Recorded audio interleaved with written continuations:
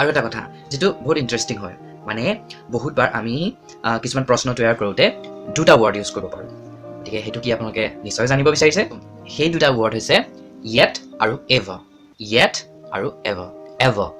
ever ঠিক আছে yet আৰু ever সো yetৰ অৰ্থটো হৈছে এতিয়ালৈকে yet এতিয়ালৈকে আৰু ever মানে হৈছে কেতিয়াও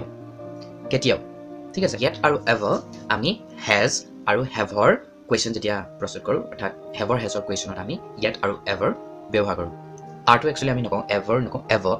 ব্যৱহাৰ কৰোঁ yet and ever we can use in the questions of have and has যেনে আমি কওঁ have you watched the movie yet মানে তুমি এতিয়ালৈকে এই মুভিখন চালানে এই সিনেমাখন তুমি এতিয়ালৈকে চালানে yet ঠিক আছে have they ever come here মানে কেতিয়াবা ইয়ালৈ আহিছেনে ever মানে কেতিয়াবা তেওঁ ইয়ালৈ আহিছেনে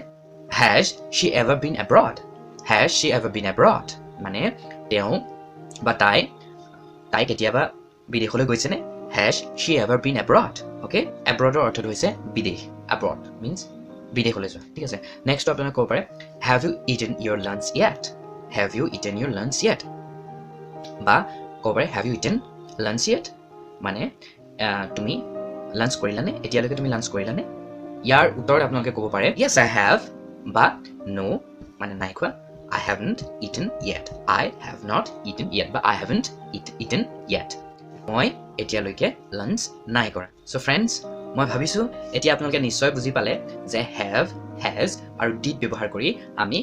কেতিয়া প্ৰশ্ন কৰিব পাৰো মানে কোনবিলাক সেন্টেন্সত আমি did আৰু কোনবিলাকত have has ইউজ কৰি প্ৰশ্ন কৰিব পাৰো ফ্ৰেণ্ডছ এনে ধৰণে আপোনালোকে সেন্টেন্স বিলাক প্ৰেক্টিস কৰক সেন্টেন্স বিলাক ব্যৱহাৰ কৰক যাতে আপোনালোকে একেবাৰে শুদ্ধকৈ বিভিন্ন সময়ৰ বিষয়ে বা আপোনালোকৰ প্ৰশ্নবিলাক শুদ্ধকৈ যাতে কৰিব পাৰে বা ক'ব পাৰে ফ্ৰেণ্ডছ ইংলিছত যেতিয়া আপোনালোকে প্ৰেক্টিস কৰিব